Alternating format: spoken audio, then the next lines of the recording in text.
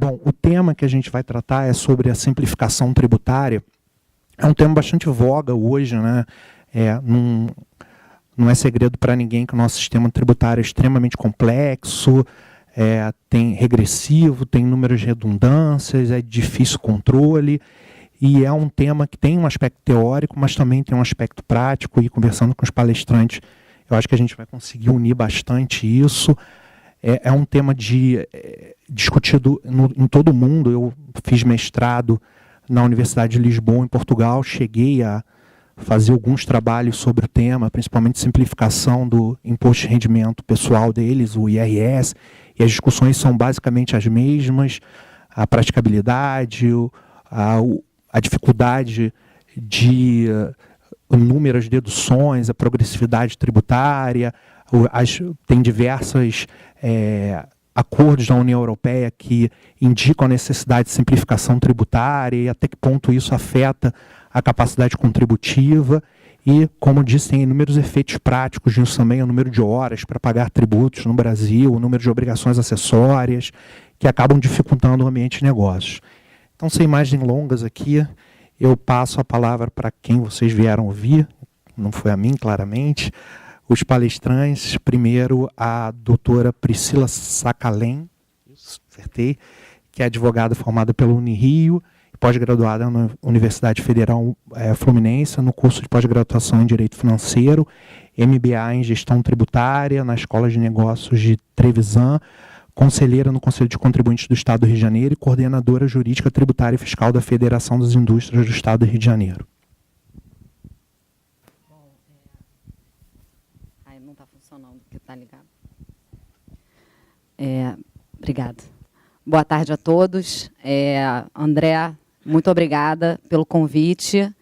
Aproveitar que você é nosso debatedor, presidente de mesa, agradecer à comissão organizadora pelo convite. Como você falou, é importante essa dialética entre o setor privado e o público, apesar de eu estar hoje, né, representando aí uma classe econômica, a gente não deixa de ter interlocução com o poder público, porque juntos é que compomos o sistema tributário, né, os contribuintes pagam e o Estado administra. Então, acho que a gente, para começar o nosso painel, né, com esse assunto que está tão em voga hoje, até em razão da crise que o Brasil andou enfrentando, né, porque a reforma tributária, se não me engano, a primeira proposta de reforma tributária no Brasil veio em 1995, quando a gente ainda nem era nascido, mas eu acho que depois de um tempo para cá isso começou a ficar mais em voga, especialmente depois da crise que a gente enfrentou em 2017. Né? A gente teve algumas tentativas do governo Temer, alguns anúncios de medidas provisórias, reoneração da folha. A gente até combateu essa reoneração porque aconteceu no meio do ano e a opção era irretratável para o contribuinte, tinha que ser para o governo também. E agora a gente tem um governo que está disposto, está com apetite para isso, né? E eu vou falar um pouco mais no nosso painel da parte dos aspectos práticos da reforma tributária, da necessidade da reforma tributária. Então, vou trazer um panorama do nosso sistema tributário nacional, quais são as perspectivas e também alguns óbices que a gente vem enfrentando ao longo desses anos, por que a reforma ainda não saiu, né? Tem até um slide que é legal, que ele fala aquela máxima do bom que é inimigo do ótimo. Eu acho que a gente tem que começar a querer perseguir o que é mais eficiente, porque eu acho que o excelente a gente nunca vai conseguir, ainda mais num país tão plural quanto o Brasil. Então é isso. Vamos então começar a exposição. Eu trago aqui para os senhores uma primeira reflexão da quantidade de tributos que a gente tem no nosso país. Né? Esse é o sistema tributário nacional da Constituição, senhores. A nossa Constituição já prevê aí a existência de 12 impostos diferentes e ainda as possibilidades e realidades das contribuições, das taxas, das contribuições de melhoria, dos empréstimos compulsórios, o IGF, que já vem sendo falado aí pelo Paulo Guedes como uma realidade, e o Imposto Extraordinário da Guerra, que também está previsto lá no texto constitucional. Né? E quando a gente olha para esse cenário com 12 impostos e mais um sem número, né? Um sem fim de contribuições e um sem fim de taxas, a gente começa a pensar, fazer um paralelo com a competitividade. Né? O que um país ou um ente precisa para ser competitivo? Né? ele precisa observar a sua carga tributária, precisa observar a sua taxa de juros, o seu nível de burocracia, precisa haver confiança entre as instituições, previsibilidade, uma coisa que a gente ouve muito lá na Firjan, né, que no Brasil a gente não tem nem certeza do passado. É verdade, né? Quem nunca viu uma ação direta de inconstitucionalidade contra um incentivo fiscal, que o governador fez uma lei, né, mandou o projeto de lei para a Assembleia Legislativa, saiu uma lei. Eu já ouvi um belga falando para mim, mas doutora, tinha uma lei. Falei, isso, inconstitucional, mas tinha. E aí ele falou assim, mas como é que é isso? Lá na Bélgica, se um parlamentar tem uma lei inconstitucional, ele sofre um processo administrativo, uma sindicância. Eu falei, aqui a Comissão de Constituição e Justiça declara constitucionalidade até de projetos de lei inconstitucionais. Aliás, eu dei um exemplo mais interessante. Eu falei, o senhor conhece o Romário? Aí ele falou, conheço. Eu falei, então, aqui no Brasil agora ele está fazendo lei. Eu não ia falar do Tiririca porque ele era belga, mas era o exemplo que eu queria dar. Enfim, então a falta de previsibilidade é um grande fator, né, que o empresário, que o investidor ele enfrenta quando ele vem para o Brasil.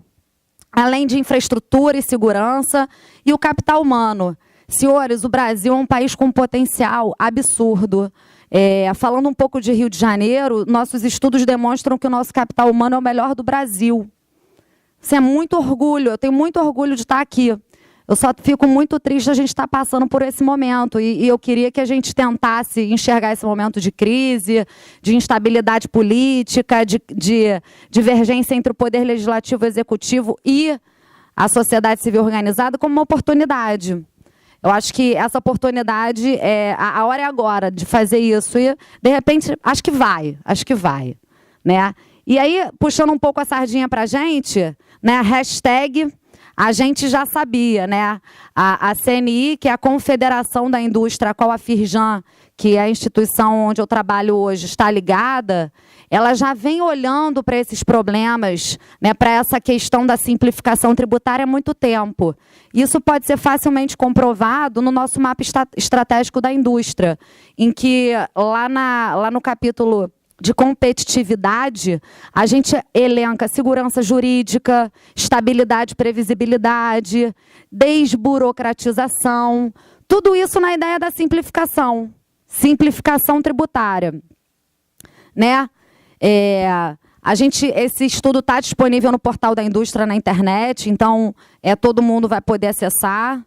A gente traz, né, do peso dos tributos na vida do cidadão.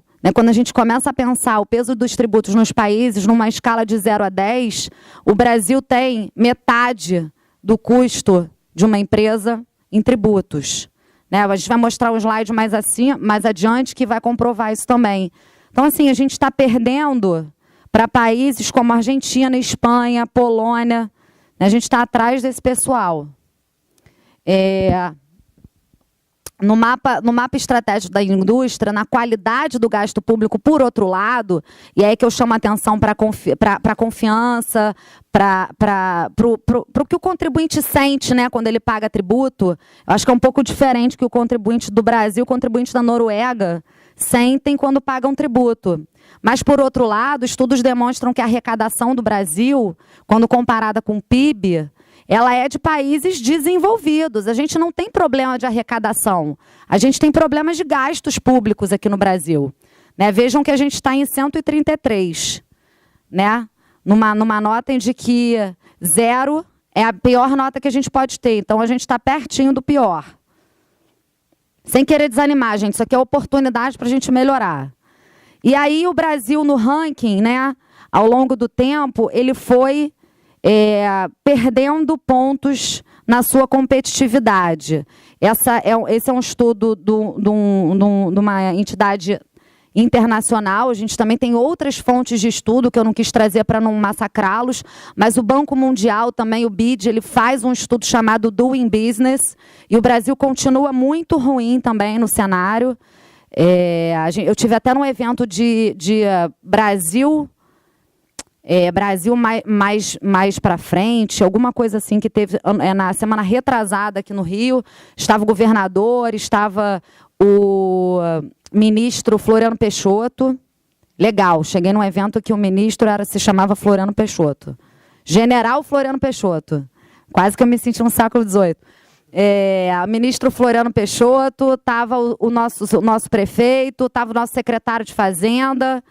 E esse evento ele era para desburocratização do Brasil. Então, a gente tinha 4 painéis. Eu participei do pagamento de impostos. Tinha um painel de abertura de empresa, painel de fazendo negócios fora do Brasil e mais um outro painel que eu não me recordo, né? E no painel de pagamento de impostos, a gente recebeu lá uma palestra do pessoal da Receita Federal, mostrando e admitindo, sim, que o Brasil tem os seus problemas e comentando como eram os critérios. Assim, depois, quem quiser, eu tenho essa apresentação da Receita Federal, ela é pública, para a gente poder entender um pouquinho como é que o Brasil está se posicionando perante os outros países, né? Como é que uma pessoa de fora do Brasil, quando vem para cá investir, o que ela olha, o que ela pensa da gente, né? Por que ela foge do Brasil? Por que quando eu penso em petróleo, por exemplo, que o pré-sal fica aqui e fica na África, o que leva uma indústria multinacional a investir em Moçambique e não no Brasil? Por quê? Passando adiante, a gente tem aí o número de tributos, né, sobre a circulação de bens e serviços, quando fora do Brasil a gente tem no máximo 1, aqui a gente tem mais ou menos uns 9, 8, e a nossa proposta enquanto indústria é que essa média passe a ser 2, né? Um IVA federal e um IVA estadual. Mas essa é a nossa ideia, né? Muitas propostas existem aí. Também no tempo gasto com pagamento de tributos. Nesse estudo do Doing Business é bastante interessante falar. Tem um trecho que menciona que não precisa nem abaixar a alíquota dos tributos. Se você diminuir o número que as pessoas jurídicas gastam de horas para pagar impostos, você já reduz o custo tributário dela, né? Se a gente parar para conversar com quem trabalha em empresa multinacional no setor de tax, aí a pessoa vai dizer, não, o setor de tax do Brasil é o maior do mundo. E isso porque a gente tem SPED, né? Mas também a gente tem 47 novas normas por dia. Aí fica difícil, né? Não tem nem ninguém que saiba todas as normas. Enquanto a gente está conversando aqui, alguma portaria, alguma solução, alguma instrução normativa está sendo editada e publicada. Esse que é o ponto. A gente não tem previsibilidade. Quando a gente aprende um assunto, ele muda de cenário. Então, o Brasil está lá gastando 1.958 horas por ano para pagar imposto. A gente foi em uma reunião outro dia com o secretário de Fazenda. Aí o meu associado era uma indústria têxtil, ele é argentino, gente boa, ele falou assim, secretário, eu não tenho problema de pagar imposto. Eu tenho problema do dinheiro que eu gasto para pagar imposto. Acho que é mais ou menos isso, né? Não dá para ser um mortal normal e conseguir pagar imposto, né? Acho que até nós que somos tributaristas, algumas vezes vamos consultar um amigo contador para saber como é que vamos fazer a nossa declaração do imposto de renda. Imagina o empresário. O empresário, pessoal, ele tem que estar preocupado em fazer o negócio dele dar certo. Em arrumar um fornecedor mais barato, em melhorar a linha de produção, em apresentar um produto novo legal. Mas aqui, e isso eu posso dizer de carteirinha, estou há 3 anos ouvindo empresários, diariamente, né? Antes, como advogada, também ouvia, né, de escritório de empresa privada empresários, mas eu ouvi os meus empresários, ou os meus clientes, agora eu ouço toda a indústria do Rio. Eles sabem mais direito tributário do que eu, às vezes. Porque eu tenho que saber de todos os setores, né? Tem dia que eu estou conversando de moda, daqui a pouco eu estou falando com o moço do audiovisual, e daqui a pouco eu falo com o moço do frigorífico. Então, realmente, eu não sei toda a tributação de todos os setores da economia. A pessoa da atividade vai saber melhor que eu. Eu falo para eles, não, o senhor não tem que saber isso. Quem tem que saber é o seu contador, seu advogado, o senhor tem que saber o seu negócio. Ele falou, não confio em ninguém porque aqui é muito esquizofrênico. Então, acho que é isso. Né? O empresário fica tão inseguro, até a orientação da inspetoria do Estado, às vezes, não vem de acordo com o que está na lei, e o empresário recebe um auto de infração, tendo ido a Cefaz pegar a informação de como pagar aquele tributo. Né? Então, a transparência... E me parece ser um outro pilar que vai nortear aí a nossa evolução. E aí, senhores, esse slide é só para mostrar para vocês a importância da gente fazer uma gestão tributária, da gente ter mais transparência nas relações. Porque de cada R$1 que a gente paga, 50 centavos, e aí, obviamente, aqui é um recorte da indústria, né? Que, conforme essa ilustração, é quem mais paga imposto no Brasil, né? O CIUP aí são os serviços de utilidade pública, mas a indústria da transformação hoje ela tem como carga tributária metade, né, do R$1 que ela tem que pagar de custos. E, além disso, o ICMS, esse é um outro dado para a gente poder entender por que o ICMS é um motivo, sim, de uma empresa ir para Goiás, de uma empresa ir para Rondônia e não ficar no Rio de Janeiro ou em São Paulo, é porque ele representa, desses 50%, 1/3 do custo, né? E aí, quando a gente vai falar de simplificação e reforma tributária, foi o que eu falei. A gente está perseguindo uma reforma que tem que passar por transformações profundas, constitucionais. E quanto a gente ficar buscando, né? E aí tem aquela velha máxima, né? Para fazer uma reforma tributária, você não precisa só de vontade. Você precisa analisar o cenário econômico e fiscal, você precisa ter um ambiente político favorável e tem todo um aspecto jurídico para ser observado. A gente não consegue a unanimidade de votos ou o consenso nem na reunião do condomínio de casa. Imagina na política, pessoal. Né? Fazer uma emenda à Constituição, vocês sabem melhor que eu, de cláusulas não pétreas, precisa de um quórum muito qualificado. Né? Me parece que a gente ficar esperando a reforma tributária sem fazer algumas ações paralelas não é o caminho. Não que a reforma não tenha que vir. Me parece que a vontade política atual é. Mas eu vou sugerir também algumas coisas que podem ajudar aí. Bom, e aí a gente passa para os principais entraves. Então, a reforma tributária, como eu falava, o saudoso livro do professor Alfredo Augusto Becker, Carnaval Tributário, já falava isso lá em 92, né? O regulamento do imposto de renda, ele é um regulamento, ele é um decreto, ele tem lei, ele tem tanta coisa que a gente precisa fazer um compilado aí, né? Pedir para o estagiário dar uma olhada todo dia para ver se não sai alguma coisa nova, antes de dar qualquer orientação para um cliente ou até o nosso imposto de renda. Então, as leis esparsas, a dificuldade no cumprimento das obrigações acessórias. Para ter uma ideia, nessa questão de obrigação acessória, a gente está com uma resolução do Estado do Rio, hoje, a 13 de 2019, determinando uma mudança de layout na nota fiscal eletrônica para quem tem incentivo fiscal. Paralelamente a isso, lá no pessoal do CONFAS, teve um ajuste que também determinou para os estados, né, em âmbito nacional, uma mudança do layout. Estou acabando, presidente, já estou acabando. A mudança do layout da nota fiscal. E aí o meu associado me pergunta, mas qual que eu vou obedecer? Eu falei, as duas. E aí o TOTUS, que é caríssimo, né? O SAP, que é o olho da cara, vai ter que ser parametrizado quantas vezes? Fora o dinheiro que tem que ser gasto, se você não cumpre obrigação acessória, aqui no Rio de Janeiro, são 0,25% do total das suas saídas de multa, doutor Gustavo. 0,25% do total das saídas, não é da nota fiscal que você errou. Então, o contador da empresa grande tem menos direito de errar do que o contador da empresa pequena. E aí, muitas vezes, a empresa fica no Simples por isso. Às vezes, o Simples Nacional não é nem a opção mais barata, mas a empresa está no Simples porque é uma guia só, né? Fora que a gente tem aí a imprevisibilidade, como eu falei, do passado, divergências políticas, a gente precisa ter uma convergência para poder avançar. E insegurança jurídica, né? Aí, desculpa, André, mas é a Procuradoria recorrendo de questão já pacificada no tribunal, é o contribuinte opondo embargos de declaração meramente protelatórios para não pagar o débito, né? Essa deslealdade processual que o nosso sistema permite existir, né? Não é? Nem está todo mundo com as suas armas. O que tem que mudar, a gente falava lá dentro hoje, né? É a mentalidade, né? A gente tem que parar de entrar, né, no ringue e a gente tem que começar a dar os braços.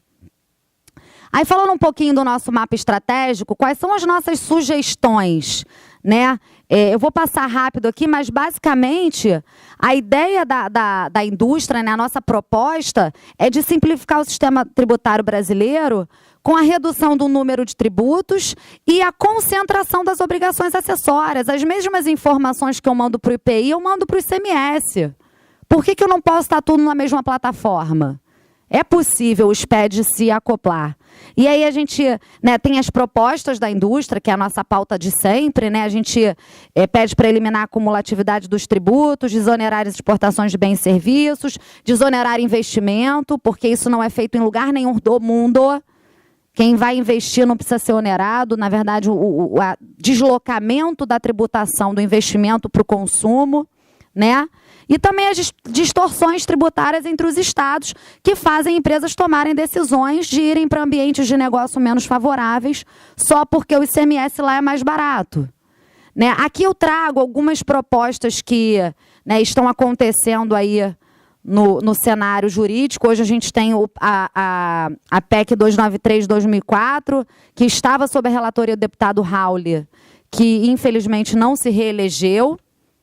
E aí a proposta dessa PEC é a extinção de 8 tributos federais, com a criação de 2 tributos, né, esse IBS e o imposto seletivo, um estadual e o outro federal, né, e a distribuição da renda entre os entes. Acho que o maior problema da reforma tributária é que os entes estão com medo de perder a arrecadação.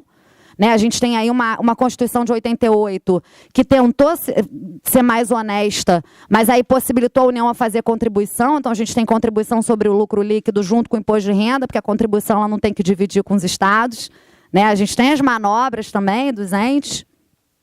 A gente tem um exemplo bem bacana que eu trago para vocês, porque ele nos inspira, que é o Nos Conformes. Eu imagino que quem esteve aqui ontem conseguiu ver a palestra do secretário de Fazenda. Nosso secretário, Luiz Cláudio, foi o secretário de São Paulo ano passado, durante 8 meses, e foi ele que implementou Nos Conformes. Ele já sinalizou que pretende fazer isso no Rio. Na segunda-feira eu estive perto dele. Já estou terminando, tá, presidente? Na segunda-feira a gente esteve com ele para falar do Repetro lá na BDF, não sei se vocês ficaram sabendo desse evento, e ele falou uma coisa assim que soou como música para os meus ouvidos. Ele disse: Priscila, a gente tem que parar de multar quem retifica obrigação acessória no Estado, que o objetivo não é punir quem retifica, é brindar quem retifica. E no âmbito federal já é assim, retificar a obrigação acessória aqui gera multa. Aí o contribuinte faz o quê? Retifica e toma uma multa ou fica quieto e espera decair? Entende qual é o dilema do contribuinte, ser contribuinte no Rio de Janeiro? Então, Nos Conformes é um programa que visa a autorregularização, brindar o contribuinte que paga em dia, dar informação e transparência, tudo que a gente está perseguindo. A gente está na expectativa boa de vir alguma coisa nesse tipo para cá. E aí o Rio de Janeiro já tomou uma iniciativa também nessa guerra, nessa corrida, vamos dizer assim, da reforma tributária. A gente tem um decreto aí do nosso governador criando essa comissão de elaboração da proposta para o projeto de reforma tributária, que está sendo presidida pelos professores Sérgio André Rocha, pelo professor Marcos Lívio, 2 profundos conhecedores do direito tributário, doutores na matéria. E esses são os termos aí dessa comissão, que vai contar com a sociedade civil organizada, a Firjan, a FEComércio. Então, nós vamos estar lá representando os anseios, né, do contribuinte, porque nada melhor que o diálogo. Não adianta mudar uma lei e achar que não vai causar impacto e, no final, ver que o impacto é desastroso na prática. Então, a teoria ela tem que ser aplicada para a gente ver se ela vai dar certo. E, por fim, eu trago aqui as minhas sugestões genéricas, mas que trazem uma reflexão para a gente do que a gente precisa, né? A gente vai fazer uma reforma ou a gente pode tomar algumas medidas que não precisam de emenda, não precisam de lei, às vezes basta um decreto, uma resolução para poder otimizar. Né? Então, descomplicar o sistema, diminuir o tempo e o valor despendidos no cumprimento de obrigações acessórias é pagar menos tributo, sim, é ter menos gasto, sim, e sempre um ambiente de transparência, tanto de lá para cá quanto de cá para lá, e diálogo, porque eu acho que é conversando que a gente consegue chegar a um caminho virtuoso. É isso. Obrigada, pessoal.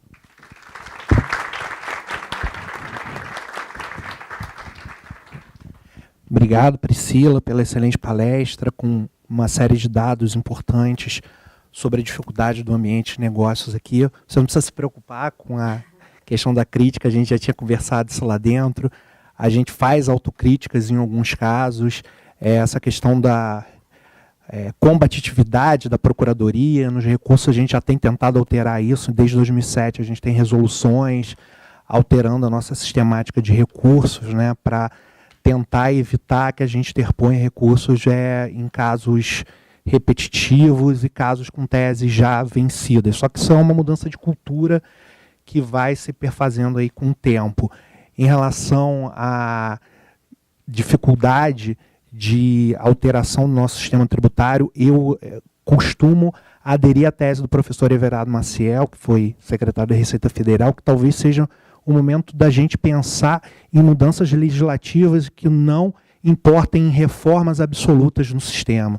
Eu não sei se esse é o caminho que a gente vai seguir agora, mas a gente fica sempre tentando buscar o IBS perfeito, o ICMS perfeito, a unificação perfeita dos tributos, a redução do número de tributos. Talvez se a gente buscasse a simplificação das obrigações acessórias, buscasse usar bases presumidas em alguns casos, aumentos de regimes simplificados, a gente conseguisse melhorar o sistema de negócios, o ambiente de negócios, sem buscar reformas que vão se arrastar durante anos e vão gerar dificuldades de equilíbrio federativo nessa nossa federação tão complicada, né? Lá em Portugal, tinha uma professora que eu acho que até estava conversando com o Gustavo ontem sobre isso, a Rita de la Faria, que é uma das maiores especialistas em IVA na União Europeia, e ela sempre falava nas aulas para os alunos brasileiros: eu não consigo entender o ICMS.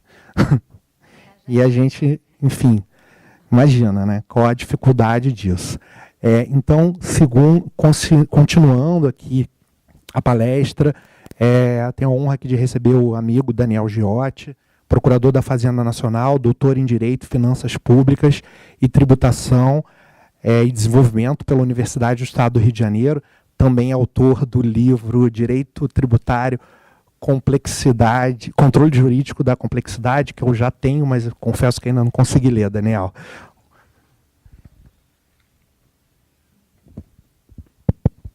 Boa tarde a todos. Inicialmente, queria agradecer à PGE pelo convite, na pessoa do meu amigo André Alonso. É bom estar numa mesa com ele depois de tantos anos, né? Já que tomamos posse juntos, no mesmo momento na PGFN. Uma satisfação também dialogar com a Priscila, que eu acompanho o trabalho dela, a primeira vez que a gente pode participar de uma mesa, e também com o meu querido amigo Gustavo Fossati, professor de Direito Tributário da FGV Rio. A Priscila colocou muito bem a questão da complexidade do direito tributário brasileiro e o que isso gera de problema na competitividade, na segurança para as empresas. E, de certa forma, eu vou fazer uma abordagem um pouquinho diferente. Eu quero dizer que a complexidade ela tem a sua utilidade no sistema tributário, mas que o problema do Brasil é que a complexidade virou uma hipercomplexidade. E, para mim, 3 exemplos aqui, só para a gente ter a dimensão desse problema. Primeiro, ela tocou, que é o regulamento do imposto de renda, já que ela citou Alfredo Augusto Becker e o Carnaval Tributário, um livro que eu adoro, justamente porque ele não é tanto de tributário. Tem alguma coisa de tributário no livro, mas o Becker, no final da vida, desistiu do direito do tributário, foi para a poesia e para a música, né? Talvez sirva uma reflexão para a gente, não para a gente desistir, mas para a gente olhar para o outro lado e aí tentar aproximar esse objeto tão complexo que é o direito tributário. Mas o Alfredo Augusto Becker falava que o regulamento do imposto de renda ele só poderia ter um nome, RIR, porque era uma piada. Era impossível você acompanhar as alterações, ele falou isso na década de 60, 70, as alterações do imposto de renda. Isso me lembra um artigo recente do professor Hugo II, que a gente vai descobrindo como o direito tributário é caótico, errático, complexo, mesmo uma pessoa experimentada ainda pode se surpreender. Que ele disse que na legislação do imposto de renda há uma presunção de que quando se aluga um imóvel, ainda que seja para parentes, você vai ter uma alíquota reduzida e teria que pagar o imposto de renda, porque presume que ali você está deixando de auferir uma renda em detrimento de uma mera liberalidade, e isso seria um signo presuntivo de riqueza. O que é um absurdo total, mas mostra o problema que enfrentamos. Então, a partir dessa ideia do Becker, da complexidade que o próprio regulamento do imposto de renda traz, e também de algo que o André falou, que o professor Everardo, acho que esse é o artigo ao qual o André se referiu, ele falou que as reformas tributárias não são mágicas. Por quê? Porque o terreno da política não anda como nós juristas queremos. Então, muitas vezes a gente pode tentar achar que vai vir uma reforma melhor e vai ficar pior. Então, a partir dessa primeira ideia, que a complexidade é um fato, essa segunda ideia, que as reformas tributárias não são mágicas, e uma terceira ideia que eu coloco aqui, que não é uma peculiaridade do Brasil a complexidade. O professor Vitor Tanzi, do FMI, fala que todo sistema tributário enfrenta um grave problema, que é o tempo. O tempo torna o sistema tributário muito complexo. Então, a partir dessas ideias, eu quero falar um pouquinho de complexidade e estabelecer o que seria a praticabilidade. Que todo mundo fala de praticabilidade, e esse foi a minha motivação para escrever a minha tese.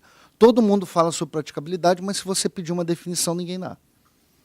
Porque virou um conceito fugidio ou uma cláusula ao guarda-chuva à lá dignidade da pessoa humana no direito constitucional. Bem, então, eu vou dividir em 3 partes essa minha exposição. Primeiro, o que seria a praticabilidade, de onde ela vem. O que seria a complexidade tributária ou a hipercomplexidade tributária no Brasil. Vou estabelecer um conceito a partir disso.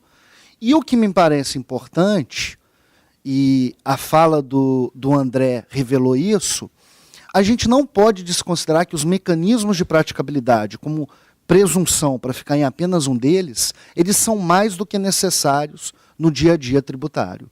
Só que a gente, com essa ideia de simplificação, está caminhando, pode caminhar para uma ideia de que a complexidade nunca pode ocorrer e sempre deve se buscar um mecanismo mais simples de tributação, o que pode ser uma injustiça, como eu vou demonstrar.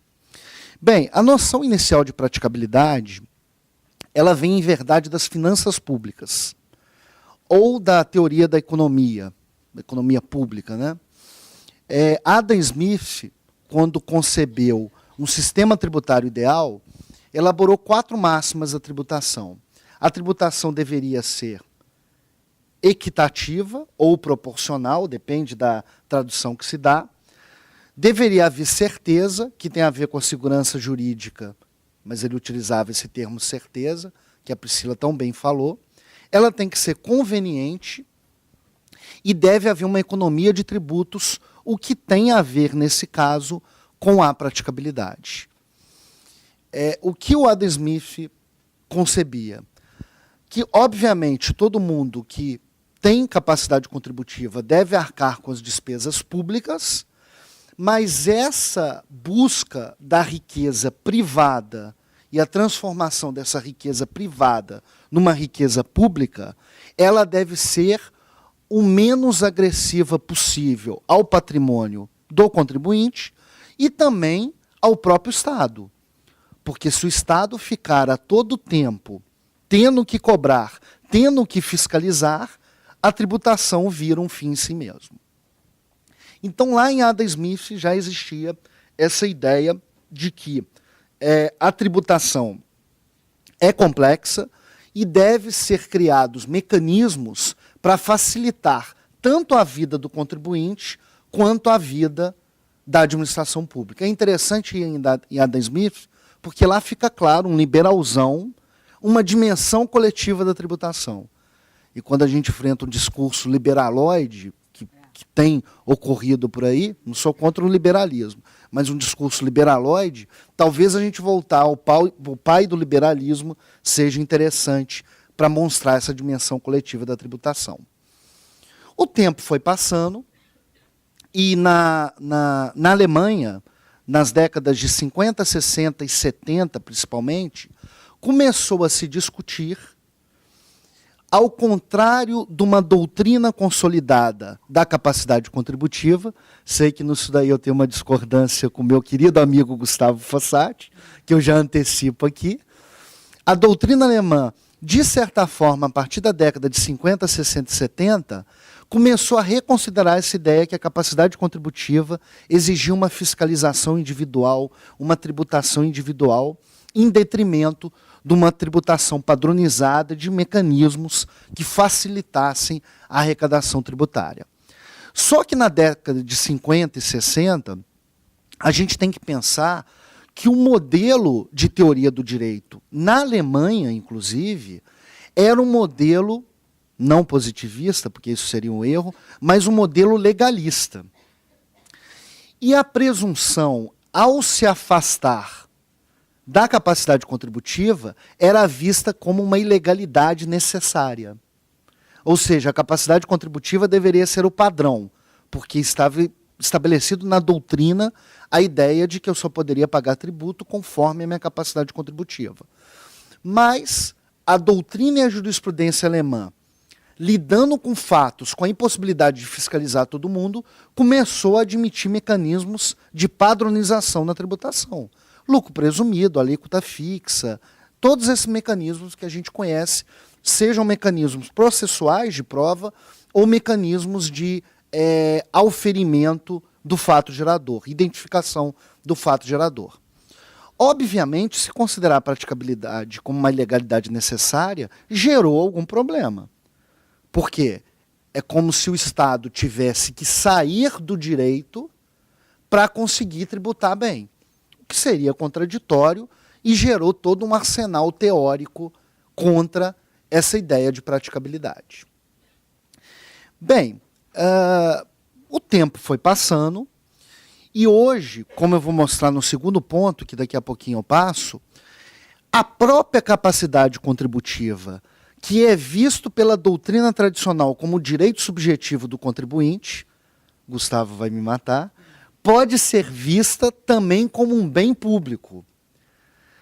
Na seguinte ideia, eu contribuinte, eu Daniel, eu Priscila, eu André e Gustavo, temos o direito subjetivo de sermos tributados conforme a nossa capacidade contributiva, mas todos nós, como membros da sociedade, temos o direito de que o Estado cobre de todo mundo o tributo devido. Isso chegou na jurisprudência alemã num caso chamado imposto para tolos, que foi um imposto criado tão complexo que só 2% do universo de contribuintes pagava. E sabe qual que foi a decisão da Corte Constitucional Alemã? Tributo inconstitucional. Não sei se algum parlamentar foi penalizado lá. Mas esse tributo foi considerado inconstitucional porque ele era tão complexo que era impossível fiscalizar e só os bobos, os otários, que pagariam aquele tributo. A capacidade contributiva e a igualdade tributária foram vistas numa dimensão coletiva, não da dimensão individual que a gente tradicionalmente está acostumado a ver. A partir disso, teóricos alemães criaram a ideia de que, ao lado da função fiscal e extrafiscal da tributação, que todos nós conhecemos, existiria uma função terceira, que estaria na função fiscal, mas seria uma função fiscal indutora. Na seguinte ideia, eu devo criar mecanismos de tributação que combatam evasão e elisão e simplifiquem a tributação. Então haveriam normas tributárias indutoras em detrimento, ou melhor, em proveito do fisco. Bem, esse é o pano de fundo que a gente tem sobre praticabilidade na doutrina mais avançada que existe sobre isso.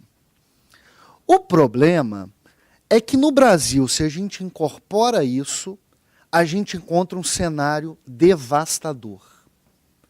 Por quê? Primeiro, que as pessoas não definem praticabilidade, e segundo, porque eu ouso dizer, é difícil falar isso, mas eu ouso dizer que a gente tem um sistema tributário mais complexo do mundo. E na minha tese eu cheguei a essa conclusão pelo seguinte aspecto. dois teóricos, economistas americanos, definiram 6 dimensões para a complexidade tributária. A complexidade política, que tem a ver com a totalidade dos tributos e quantos entes estão envolvidos com a tributação. A complexidade jurídico-positiva, em sentido estrito, que tem a ver com a extensão das fontes normativas e a compreensibilidade da legislação tributária. Priscila falou que o belga teve problema de entender a tributação brasileira. O professor Sérgio André fala que um alemão também teve esse mesmo problema. Então, a gente está chegando à conclusão que alguém de fora sempre verifica que o nosso sistema é incompreensível. A extensão dos gastos com consultoria tributária, a Priscila falou sobre do Doing Business, a última pesquisa que envolveu o Brasil, ficou lá consignado que se gasta 2.038 horas por ano para cumprimento de obrigações tributárias acessórias. Parece que é 2.058, porque os segundos colocados estão lá com 1.000 e pouquinho, 1.200. Bolívia, só país que tem assim uma economia, né, muito desenvolvida. Totalidade dos custos tributários, seria a quinta complexidade, e o tamanho do contencioso tributário. Para não cansá-los, totalidade de entes políticos. Talvez só o Brasil tenha 4 entes políticos tributando. Distrito Federal, estados, municípios e União. Isso dá mais de 100 tipos de tributos. Então, a gente é campeão nisso aí. Tanto é que a questão do ICMS na base de cálculo do PIS e COFINS, que seria uma questão meramente tributária, ela vira também uma questão de direito financeiro. Porque o Brasil é tão complexo que eu tenho um tributo, ou tinha, um tributo estadual e municipal que integrava a base de cálculo do tributo federal. E quando eu começo a discutir isso, isso influi numa série de outras questões. A extensão das fontes normativas, eu fico só com um dado aqui, que vocês já devem ter visto aí pela internet. Se juntasse toda a legislação tributária nacional, daria um livro de 12 milhões de páginas. Se non è vero, é bene trovato, como dizem os italianos. Compreensibilidade eu não preciso nem falar, né? Eu lembro aqui, uma pessoa com quem a gente tem interlocução, o pessoal do direito tributário aqui do Rio de Janeiro, o IBMEC fez uma palestra para falar das alterações do imposto de renda há cerca de um mês atrás. Então, nós, super especialistas, fomos lá tentar entender. A extensão de consultores, não preciso nem falar, e o contencioso tributário brasileiro, só para ficar num dado do ministro Luiz Roberto Barroso, se a gente parar o Supremo hoje, só para julgar as repercussões gerais em matéria tributária, levaria de 8 a 12 anos. Só para julgar repercussão geral em matéria tributária. Bem, então eu quero que vocês acreditem em mim e levem em consideração que a gente tem um sistema tributário mais complexo do mundo. De novo, falando de PIS e COFINS, o ICMS na base de cálculo. A gente não tem decisão até esse momento. Porque o negócio parecia simples, mas há várias formas de concretizar isso. Ela brincou que realmente a Procuradoria embargou, claro que está defendendo lá os interesses, mas o Supremo também não decidiu. Então, assim, o Supremo podia ter decidido contra a Procuradoria, mas que decidisse. E aí a gente gera esse problemática toda. Meu segundo ponto, rapidinho. A praticabilidade existe, então, como uma forma jurídica de se tentar combater essa complexidade. Onde está fundamentada a praticabilidade? Na capacidade contributiva, sobre uma dimensão coletiva, o sempre que possível ali do 145.1 pode ter a ver que eu posso interpretar também a capacidade contributiva pelo viés da dimensão coletiva. No 150, parágrafo 7º, que é a chamada substituição tributária progressiva, a jurisprudência do Supremo, quando julgou pela primeira vez a substituição tributária progressiva na DI 1851, que julgava a questão do Estado de Alagoas, lá ficou claro que o 150, parágrafo 7º, era uma projeção da praticabilidade tributária. Mas a decisão é horrível, né? Vamos pensar que o Supremo, naquela época, era muito minimalista mesmo para tratar de um tema tão complexo, não estabeleceu nenhum critério. E um outro fundamento é que a própria Constituição deixa claro que a capacidade contributiva na dimensão subjetiva não é necessária em todos os casos, porque eu tenho um regime simplificado e unificado de tributação que claramente se afasta da concepção tradicional de capacidade contributiva. Só que a praticabilidade se fundamenta nesses dispositivos, eu posso extrair ela como uma norma implícita no ordenamento jurídico, mas ela não é tudo. E o STJ e o Supremo, às vezes, acham que ela é tudo. Tem uma decisão do STJ que eu sempre gosto de criticar, porque, com base na praticabilidade, o STJ, essa foi a favor do contribuinte. Eu até concordo com a conclusão, não concordo muito com a fundamentação. O STJ disse que, com base na praticabilidade, eu deveria considerar que repetição de indébito para absolutamente incapazes é imprescritível, com base na praticabilidade. Por quê? O que a praticabilidade tem a ver com isso? Mas o Supremo fundamentou isso porque o livro clássico de praticabilidade no Brasil, da ministra Regina Helena Costa, fala que praticabilidade serve para suprir lacunas do ordenamento jurídico tributário. Então, é um uso, assim, atécnico. Bem, falei, eu tenho que estabelecer um conceito de praticabilidade. E esse conceito de praticabilidade, eu vou terminar só com 1 minuto a mais, prometo. Esse conceito, 2 minutos, na verdade. Esse conceito de praticabilidade que eu tentei estabelecer diz o seguinte: praticabilidade é a prescrição jurídica implícita do ordenamento jurídico brasileiro, de natureza principiológica, indicativa da busca de um estado de redução de complexidade. A minha ideia é que a praticabilidade pode funcionar a partir disso que é da realidade. O sistema tributário sempre vai se complicar. A teoria econômica mostra nisso. Então, a praticabilidade vem como uma tentativa de reduzir a complexidade do sistema tributário, induzindo ou facilitando o cumprimento das normas jurídicas, bem como contribuindo para uma atuação mais equitativa e justa da administração tributária. Rapidamente, praticabilidade existe, tem um conceito, mas ela precisa ser controlada. O problema da praticabilidade é que, da forma como ela foi incorporada no direito brasileiro e no direito mundial, você não entende se há critérios ou não para controlá-la. E na jurisprudência do Supremo, eu achei 5 critérios, que não são critérios que precisam ser conjugados, mas a presença deles indica uma presunção de legitimidade do critério de praticabilidade. O primeiro é bem claro e todo mundo visualiza. Quando a administração pública utiliza um mecanismo de praticabilidade com uma presunção em favor do contribuinte, se essa é a opção dele, isso indica uma legitimidade do mecanismo de praticabilidade. Simples e lucro presumido são um exemplo clássico. É uma opção do contribuinte, ele sabe, aí também, Priscila, a gente tem que ir nas últimas consequências. Se ele é prejudicado, de certa forma, pelo simples, em um aspecto, mas ganhou em outro, ele não pode querer o melhor dos dois mundos. Que houve a discussão da questão da folha de salários, né, que afetava quem estava no simples, o regime lá estabelecido por aquela MP, que eu não me recordo o nome.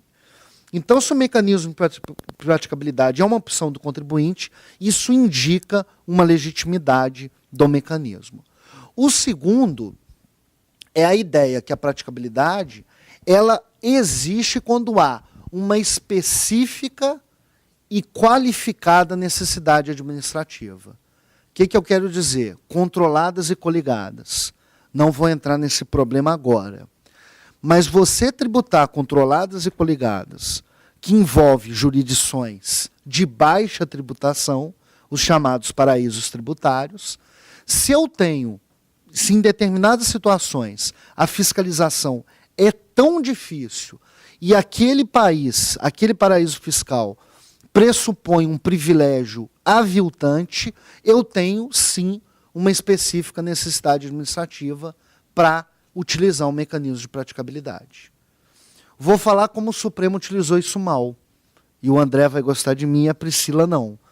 Na questão da substituição tributária progressiva, na repetição de indébito, nem sei se mais uma vez eu discordo da conclusão, mas eu discordo da fundamentação. O ministro Luiz Roberto Barroso disse, salvo engano o relator, que no RE 593849 sempre deveria haver a repetição de indébito, porque hoje a tecnologia permitiria um controle absoluto entre a diferença do fato gerador presumido e real. Tenho sérias dúvidas quanto a isso. Mas foi o que o ministro disse e não falou se aquilo era um problema de fato ou não. Simplesmente jogou a ideia. Terceiro mecanismo, terceiro critério, a praticabilidade deve atender à transparência e à segurança jurídica, ou seja, se eu utilizo um mecanismo de praticabilidade, eu tenho que mostrar com bases estatísticas por que realmente eu não posso tributar todo mundo. Eu tenho que mostrar isso, a praticabilidade não pode ser um fundamento a priorístico. Quarto critério, que na controlada e coligada isso ficou claro, a praticabilidade deve vencer o exame de proporcionalidade.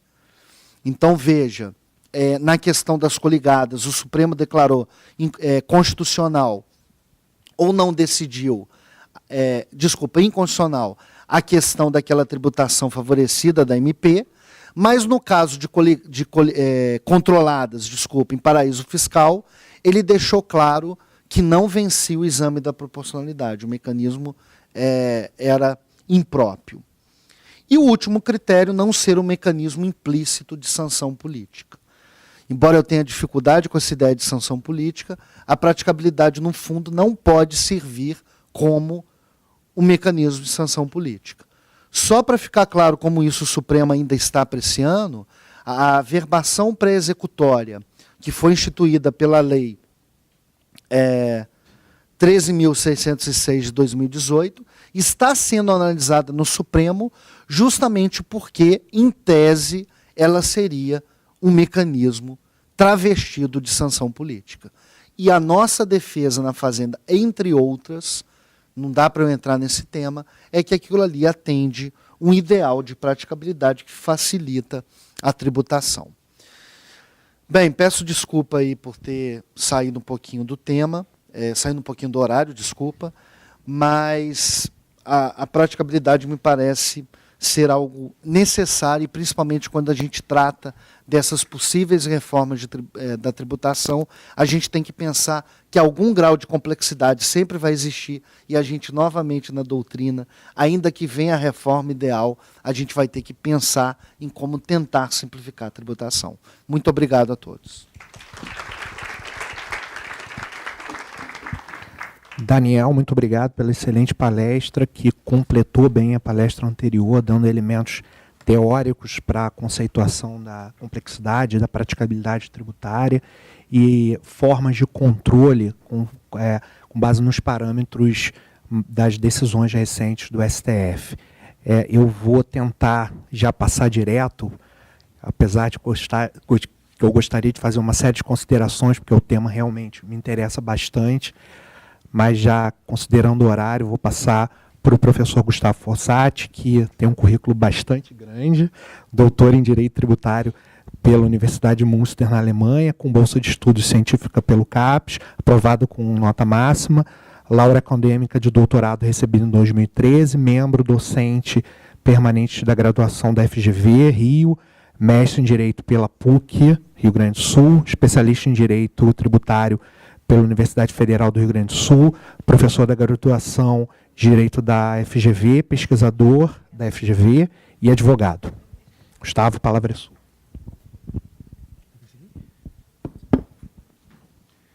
André, muito obrigado pela apresentação e pelo convite. E é um prazer e uma honra estar aqui com os colegas, a Priscila, que eu conheci pessoalmente hoje, o André ontem, o Daniel Giotti, que já é amigo de alguma data. E é uma satisfação poder dialogar. Eu vou ficar de pé até, se não se importa, né? Para circular um pouco. É uma satisfação, pessoal, estar aqui com vocês também, para fazer essa conversa, porque é uma preocupação de todos esse tema, obviamente, e certamente cada um de nós aqui tem uma série de sugestões a fazer. E, eventualmente, se não for hoje o momento para fazer isso, haverá outros momentos, com certeza, para fazer. E fica até um pouco difícil agora eu falar sobre o tema, depois de duas excelentes exposições, e não só, eu digo excelentes pela qualidade da exposição, mas também pela seleção das informações. A Priscila fez uma abordagem bastante em cima de dados, que é importantíssima. O Giotti depois fez uma abordagem mais teórico-jurisprudencial, que não deixa de ser complementar ao que a Priscila já colocou. E eu quero tentar complementar, então, vou tentar não repetir o que já foi dito, obviamente, para a gente simplificar o tempo, e essa é a palavra certa, mas trazer também alguns aportes de fora, de algumas culturas que já estão enfrentando esse desafio e, de certa forma, estão resolvendo bem. Esse é o ponto. E é claro, pessoal, que fica muito difícil falar em 20 minutos, e não se assustem, eu só tentei organizar um pouco aqui a ideia da conversa, mas antes mesmo de falar sobre isso aqui, eu gostaria de perguntar o seguinte: todo mundo que gosta de comer croissant, certo? Na verdade, é uma patisserie, mas alguns pensam que o croissant é pão. E eu posso afirmar o seguinte: olha, eu morei 4 anos e meio na Alemanha e eu comia croissant quase todo dia. Quase todo dia, aquilo é bom para dedéu. E eu confesso, croissant não tem nada a ver com pão. Não misture as coisas. Mas por que eu estou brincando com esse exemplo? E o bom croissant realmente é muito gostoso. Porque, ao menos no Rio Grande do Sul, que é onde eu posso trazer um pouquinho mais de experiência de perto, há muita discussão da tributação pão-croissant. Como também há muita discussão da ICMS. Como também há muita discussão da tributação bolacha, biscoito e wafer. Como também há muita discussão sobre bolo e torta. E isso não é mero recurso de retórica. A gente discute isso lá no tribunal. A gente discute. E eu vou ser bem franco, já ganhamos muito dinheiro com essa discussão, em detrimento da buscada simplificação. E por que eu estou falando isso? Porque no Rio Grande do Sul, ao menos, quando a gente fala em ICMS cesta básica, o pão, o biscoito e o bolo são cesta básica. Então eles têm uma redução. Alíquota de 12%, mais redução da base de cálculo, o efeito final é 7%, contra uma alíquota cheia, que é aplicada, a alíquota cheia padrão, para o croissant, para o wafer e para a torta.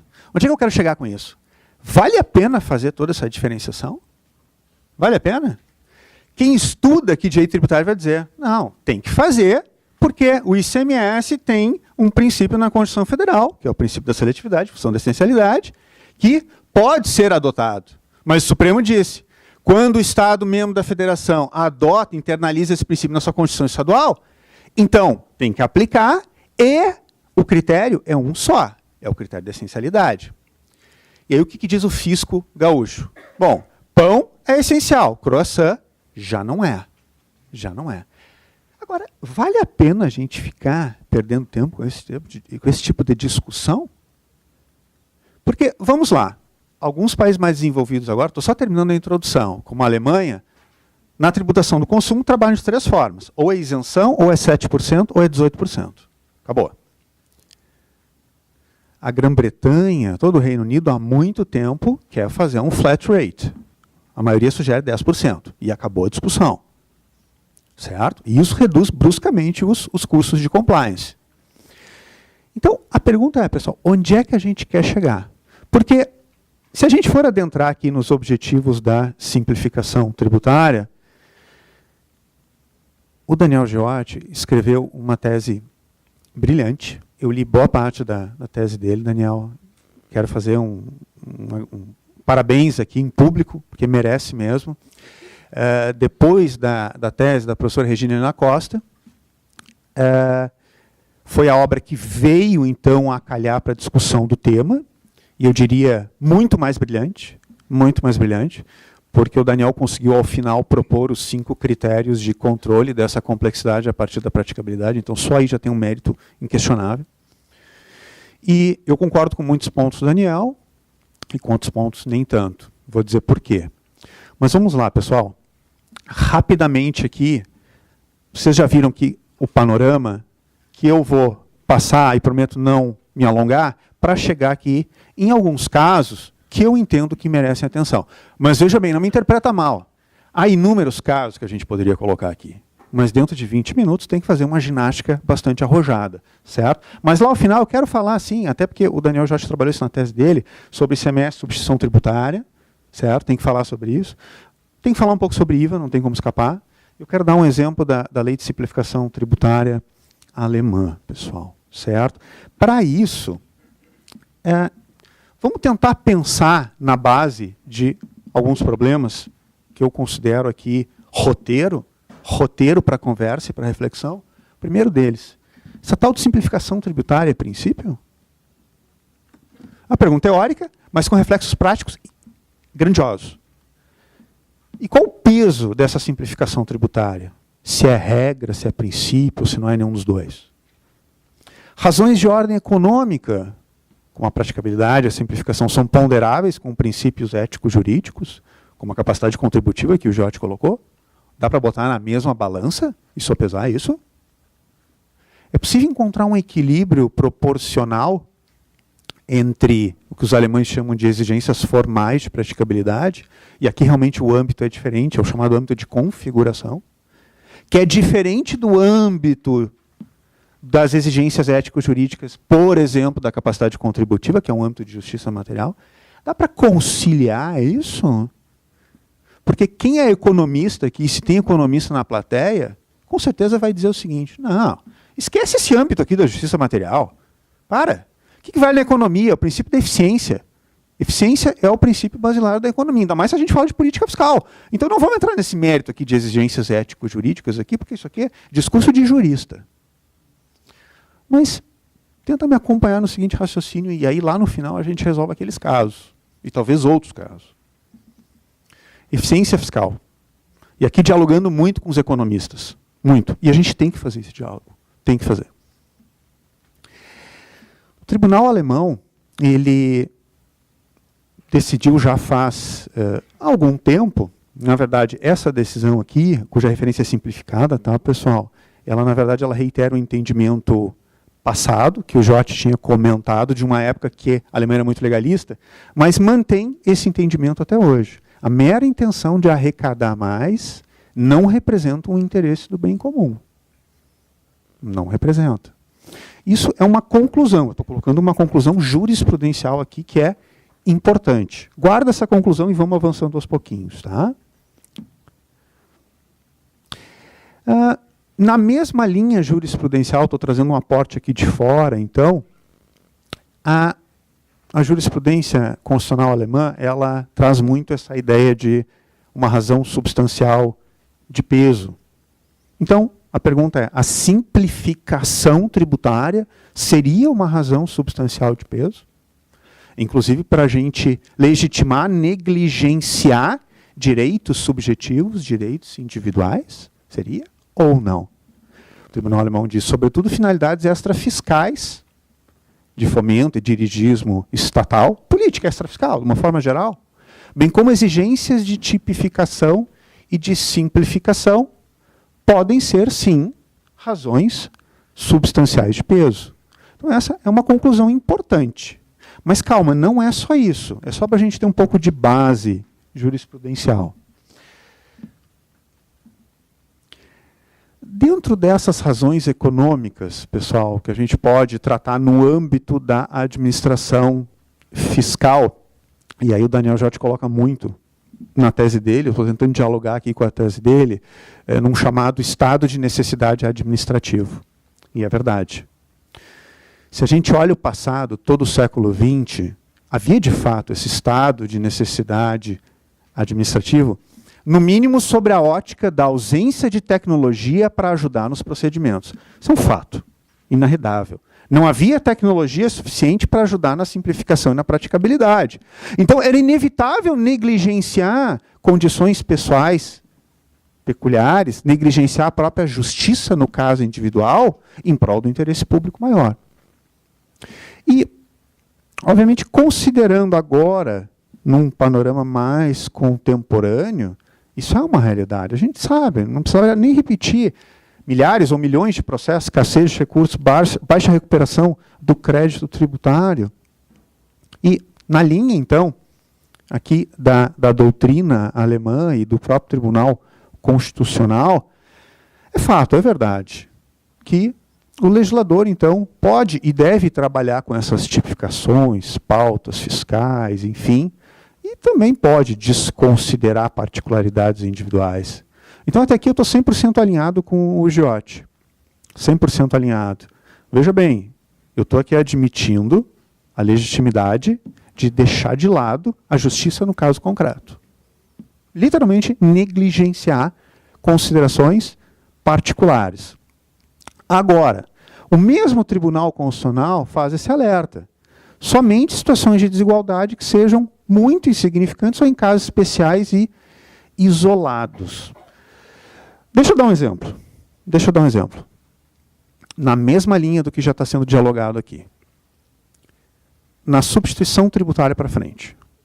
O caso é das montadoras de veículo. Que casualmente aqui eu também vou abordar ao final, mas deixa eu antecipar o exemplo. Em 2015 eu estou sentado numa reunião estratégica com o diretor-presidente da maior concessionária GM do Rio Grande do Sul. A gente estava alinhando a estratégia, uma defesa fiscal, mas ele colocou na mesa uma discussão sobre o ICMS, substituição tributária, lá em 2015, na verdade. E aí ele me trouxe à mesa a seguinte informação. Ele disse, Fossati, todos os veículos que eu, concessionária, vendo, eu vendo por um preço menor do que o preço da pauta. Aí eu ainda perguntei para ele, todos? Sim, todos. Sem exceção. Isso tu quer, eu te mostro isso numa planilha financeira. O que isso quer dizer? Que nesse caso, ao menos da realidade das concessionárias de veículos GM Rio Grande do Sul, havia um negligenciamento de considerações particulares e individuais, só que na totalidade dos casos. Havia um problema para a totalidade dos casos. Se o problema agora é na totalidade dos casos e não apenas em casos especiais isolados, a regra está errada. Porque a regra, ela tem que poder cobrir, talvez não a totalidade dos casos, mas a maioria. Então, se a regra não está cobrindo nem a maioria dos casos, e muito menos a totalidade, essa regra está mal. Essa regra está mal. Então, a prova está aqui. Então, esse alerta ele é muito importante. E não estou falando só do setor de veículos. Há outros setores estratégicos que isso também acontece. Mas, ainda, pessoal, nessa linha, e aqui, de novo, advogando em prol de uma simplificação e de uma praticabilidade na linha do Giotti, que é defensável um certo rigorismo normativo em termos de praticabilidade e de simplificação. Com certeza. Uma sugestão que é feita aqui, que é um debate que terminou ficando muito de fora, pessoal, que seria a utilização de um mecanismo que já existe no Código Tributário Nacional, que é o mecanismo de remissão por equidade. A remissão por equidade, como uma forma, pessoal, de perdão e, portanto, extinção do crédito tributário, existe lá no Código Tributário Nacional desde 66, e ela é muito pouco usada. Por quê? Porque ela implica perdão, implica renúncia fiscal, e temos lei de responsabilidade fiscal. Muito bem. Mas é um mecanismo, pessoal, que uma vez disciplinado por lei própria, ele pode e deve ser usado para corrigir iniquidades pontuais. Mas volto a dizer, se a iniquidade é gerada para a totalidade dos casos, como é o caso dessa concessionária, que eu citei o exemplo, e é concreto, então a regra está mal. A regra está mal. E esvazia a própria razão maior dela de praticabilidade e simplificação. Concorda comigo? Esvazia, por completo.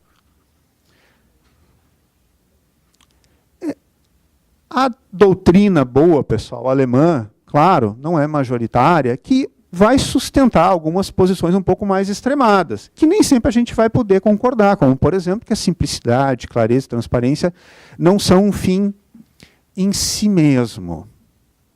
É bastante polêmico isso, é bastante polêmico. Talvez a gente não precise tirar nenhuma conclusão apressada, que eu estou só colocando alguns referenciais por hora, como também doutrina aqui, austríaca, na verdade, lá, os parentes do Kelsen, de que a simplificação tributária, que o Joti colocou como um princípio,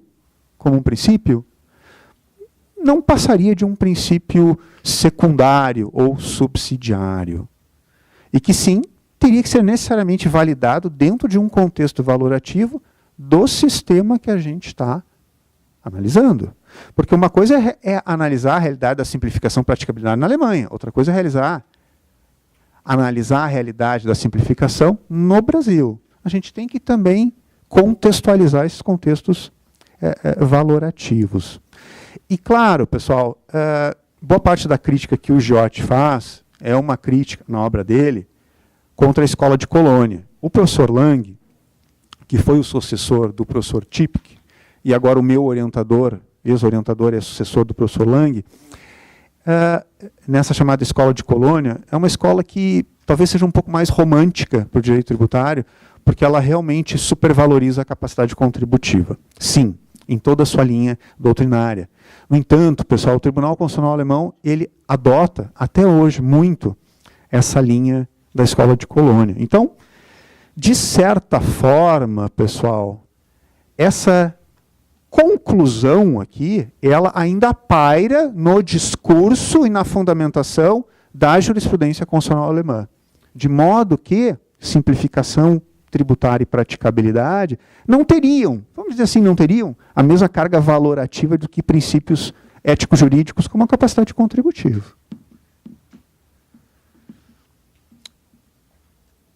Uma preocupação aqui, quando se pensa em utilizar simplificação e praticabilidade, é para combater abuso de forma e abuso de direito. Aqui a gente tem que cuidar para não se alongar muito, pessoal, porque teria toda a temática aqui de planejamento tributário, abusivo, agressivo, propósito negocial, etc. Mas uma coisa é certa, isso aqui realmente tem que ser combatido. E pensando nesse bem maior, sim, a praticabilidade e a simplificação, ela tem que ser utilizada com esse intuito.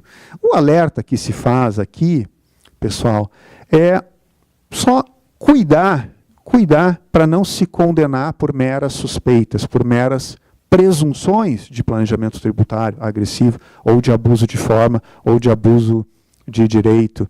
E no Brasil é muito problemático, fazendo um rápido aporte aqui, porque nós não temos uma definição muito clara de abuso de direito e abuso de forma, salvo alguns raros dispositivos no Código Civil, na verdade, que vão conectar muito o abuso de forma e de direito lá no 187 do Código Civil, catalogando a atuação como um ato ilícito. O ato ilícito é aquele que excede manifestamente os limites impostos pelos seus fins econômicos, sociais, a boa-fé e os bons costumes.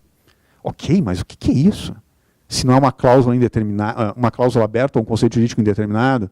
Diferentemente, o direito alemão já tem lá no parágrafo 42 do Código Tributário a definição de abuso de forma. E está bem claro o que é abuso de forma. Então, um alerta que se faz aqui, pessoal, é que as tipificações, elas têm uma moderação para que eventuais desvios da capacidade contributiva não sejam constantes, então sejam também em um número muito elevado de casos. Exemplo, o da concessionária. O da concessionária que eu falei. Que em todos os casos os veículos eram vendidos por um preço menor. E ele não tinha restituição, porque na época o STF ainda não tinha decidido. Ele não tinha restituição, ele não podia pedir a restituição da diferença entre o presumido e o real. Então tem algum problema nessa regra. Os fins do bem comum. Isso é muito comentado aqui na jurisprudência também, e, obviamente, também é um conceito jurídico bastante indeterminado, é muito difícil, né, trabalhar com essa ideia, mas essa aqui até é uma proposta minha aqui, de tentar fazer valer a praticabilidade e a simplificação, e eu já vou chegar em outros exemplos, mas com base em 3 pressupostos. Eu diria que deve haver realmente uma necessidade de se negligenciar, por exemplo, capacidade contributiva. Mas teria que se comprovar a inevitabilidade dessa violação. Tem que ser realmente uma importância muito bem justificada ou uma urgência. Da mesma forma que a legitimidade, pessoal, isso aqui é muito importante. Onde a gente encontra legitimidade para simplificação e para praticabilidade quando elas não estão ancoradas expressamente na Constituição Federal? Elas não estão. Pode dar um Ctrl+F no site da Presidência do Planalto, vocês não vão encontrar. Não está no texto constitucional. Não está nas normas gerais de direito tributário. Não está? Então a gente não vai encontrar. Mas a gente tem que, de certa forma, ancorar essa praticabilidade ou simplificação, eu estou fazendo um alerta aqui, em algum princípio ou valor constitucional. E essa intensidade da quebra, obviamente, pessoal, intensidade é algo que a gente apura no exame da proporcionalidade. Então, aqui, estou 100% alinhado, inclusive, com o GIOT, pessoal, na necessidade aqui de se resguardar a proporcionalidade. E veja bem, pessoal, não estou falando só num âmbito jurisdicional, mas também num âmbito legislativo, que é prévio, obviamente, e sim, a preocupação ela tem que ser anterior ao judicial, antes de chegar no judicial. Então, tem que haver a ponderação desses objetivos visados e das violações que eles vão provocar. Vou dar um exemplo aqui, bastante singelo, mas que é didático. O MEI, microempreendedor individual. Quer exemplo de maior simplificação e praticabilidade do que o MEI? Alguém poderia dizer, pô, mas o sujeito está pagando todo mês, de forma fixa, R$ 54,90 por mês, inclusive tem a possibilidade de fazer débito automático, certo? Independentemente do seu faturamento. Alguém poderia dizer, não, mas isso viola a capacidade contributiva, porque no mês que o sujeito faturou 0, ele está pagando igual, e no mês que o sujeito faturou 10 mil, eventualmente, cuidando para não extrapolar 81 mil, também está violando a capacidade contributiva. Nas duas situações está violando a capacidade contributiva. E agora? O que fazer? Mas calma. Olha o que o MEI trouxe. Olha os benefícios que o MEI trouxe. Tirou milhões de pessoas da informalidade e está trazendo uma arrecadaçãozinha tributária que, querendo ou não, ajuda. Em alguma medida ajuda. Certo? Então, realmente isso tem que ser muito bem ponderado. Né? Já se encaminhando aqui para os exemplos, pessoal, do final, um alerta que se faz aqui é com relação à coerência, à consistência. Isso é algo que, na maioria das vezes, é muito deixado de lado, muito negligenciado, pessoal. Isso realmente é um dever. Por que coerência e consistência são um dever e não são um mero recurso de retórica? Porque são desdobramentos da segurança jurídica. Simples assim. Tu não vai alcançar a segurança jurídica se tu tem um sistema recheado de contradições. Não tem como. Ao mesmo tempo que essa coerência vai te trazer transparência, vai te trazer clareza, pessoal. E dentro dessa linha também, uma ideia de se implementar as decisões valorativas de forma consequente, de se considerar as consequências práticas da decisão. Isso veio na alteração da LINDP, no artigo 20. Isso veio, está bem claro. É claro que ali está muito vinculado à ideia de não poder decidir com base em valores abstratos, senão antes de considerar as consequências práticas da decisão. Tudo bem, ok. É a forma que se encontrou para implementar, na verdade, que os alemães há décadas já chamavam de um dever de coerência ou de consistência para a garantia da segurança jurídica. Casos que merecem atenção, e volto a dizer, pessoal, há centenas de casos aqui, mas tentando me alinhar um pouco com a proposta do Jorge também, não dá para não falar sobre ICMS substituição tributária. E eu traria aqui como um primeiro referencial o RE 213, 396, em que vocês conhecem o caso, a maioria dos ministros aqui entendeu que não havia uma proibição constitucional para a cobrança antecipada do ICMS, até em virtude da autorização constitucional do parágrafo 7º do 150. e que o legislador poderia sim prever medidas de técnica legislativa para favorecer essa simplificação, praticabilidade. E olha só, até mesmo visando o aumento da receita tributária. Olha que interessante. Então, não é que visar o aumento da receita tributária seja proibido. Não é isso. É um objetivo legítimo. A grande pergunta é como. Como e em que medida a gente vai atingir esse objetivo final. Aqui já avançando para o outro caso, que daí já é o outro julgado, é o mais atual, então, pessoal, onde foi resolvido aqui a controvérsia persecução geral do tema 201 e foi garantida aqui a restituição da diferença, certo? Vocês conhecem o precedente. De certa forma, contrário à literalidade do dispositivo do parágrafo 7º do 150? Sim, de certa forma sim, mas com base numa principiologia que está aqui por trás. E aqui eu estou só trazendo um pouquinho para a discussão, isso está na ementa do julgado da garantia do direito à restituição aqui, e é interessante ver aqui um exemplo claro de conciliação. E isso responde, de certa forma, aquela pergunta que eu coloquei lá no início de um problema, sobre a forma de um problema, se seria possível conciliar, harmonizar essa necessidade da praticabilidade da simplificação com os direitos fundamentais, com a capacidade contributiva.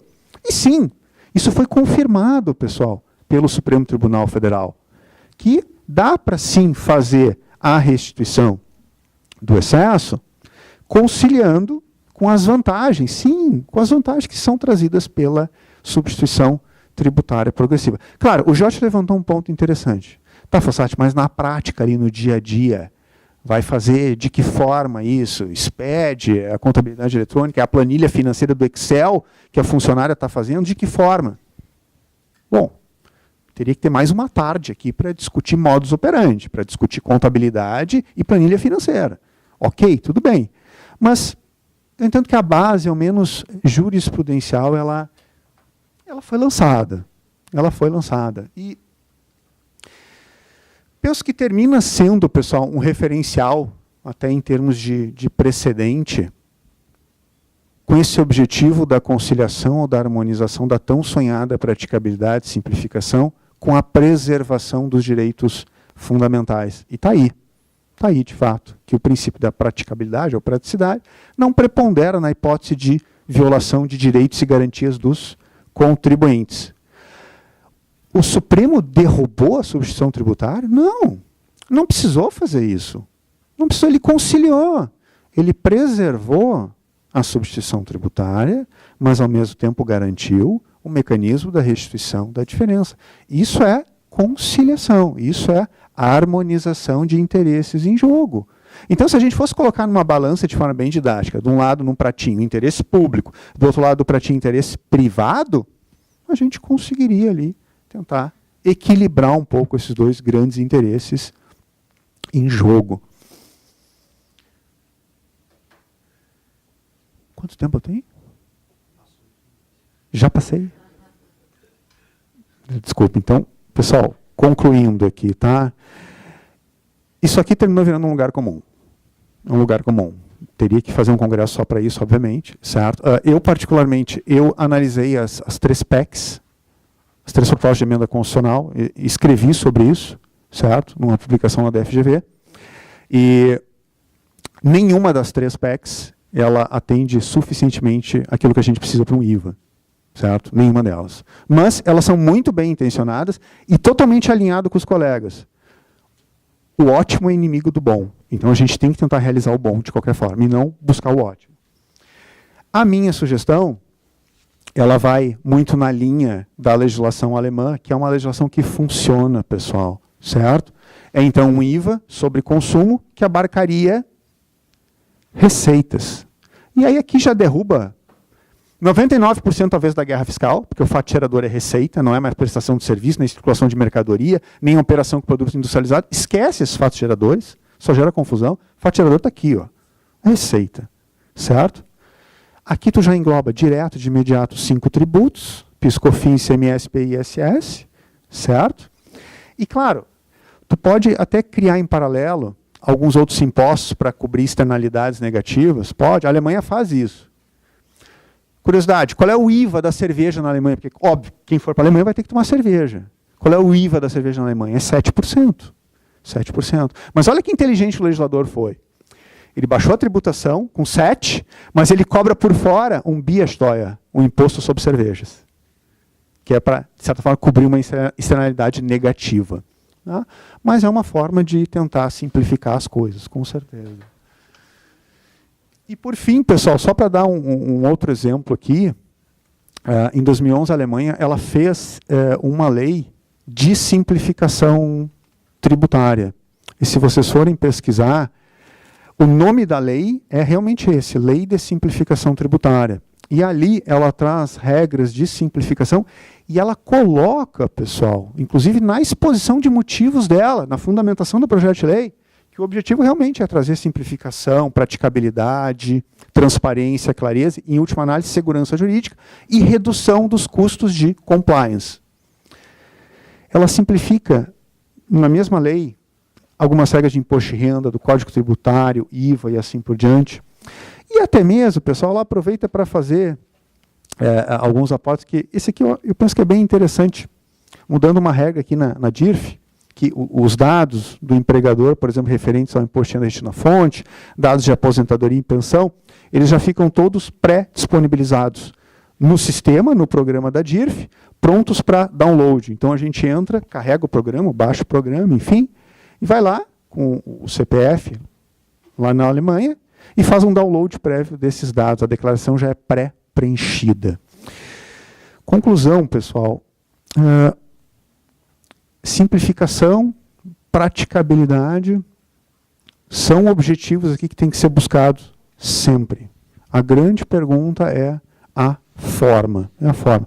Os parâmetros estão, de certa forma, colocados, pessoal, mas talvez o grande alerta aqui seria o alerta para a proporcionalidade, para essa ponderação. E, de fato, em muitos casos, a gente vai negligenciar a capacidade contributiva ou a liberdade de exercício de atividade econômica? Vai, até vai. Mas se for por um bem maior, e se essa desconsideração dos direitos fundamentais for em número mais reduzido, ela está plenamente justificada, pessoal. Encerro por aqui. Muito obrigado, viu?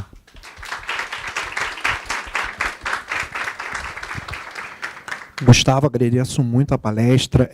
Pessoalmente, para mim, foi interessante também porque esse diálogo com a doutrina, a jurisprudência alemã é sempre interessante. Quando a gente vai fazer mestrado fora, a gente vê muito isso, e foi bom também ver que eu nunca teria capacidade cognitiva para fazer mestrado na Alemanha, mas ali Portugal, como o direito português também é bem colonizado pelo alemão, é interessante ver que muito disso também é discutido ali, muitas dessas discussões existiram também no mestrado.